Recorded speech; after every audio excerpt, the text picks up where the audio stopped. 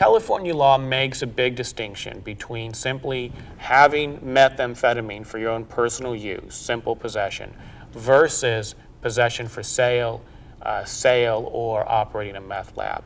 If you simply have a small quantity of meth for your own personal use, then the offense that they can charge you with is a wobbler. It means it can be either a felony or a misdemeanor. Even if you get charged as a felony, it can be reduced to a misdemeanor. And you're almost always eligible to do drug diversion, which is where you are assigned to do a class, and if you complete the class, the charge gets dismissed and it goes off your record. On the other hand, if you're charged with having methamphetamine for the purpose of selling it, or operating a meth lab, manufacturing meth, that's a much more serious charge. That's always a felony, and you could go to state prison for years. Now, anytime we have a sales-related or manufacture-related meth case, we want to look at several possible defenses.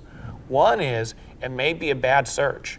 When the police recovered the drug, when they searched you, your home, your car, your person, there may have been a defective search warrant. There may have been lack of probable cause.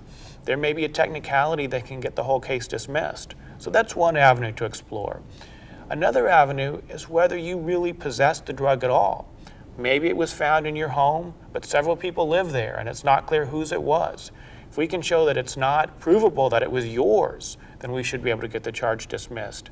Finally, if it's a sales-related case, if we can get the charge reduced to simple possession, then, as I said, we can get you into diversion, get the charge dismissed, keep you out of jail. So those are several defenses which have allowed us in many, many methamphetamine cases to keep our clients out of jail and to keep their records clean. I had a case where a client was charged with possession of cocaine.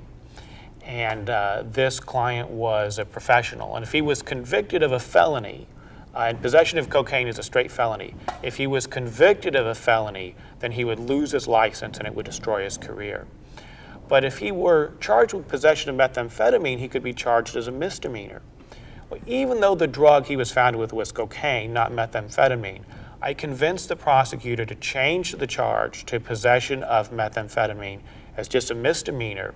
We pled to the misdemeanor, we got him in diversion, he never got a felony on his record, and it saved his career.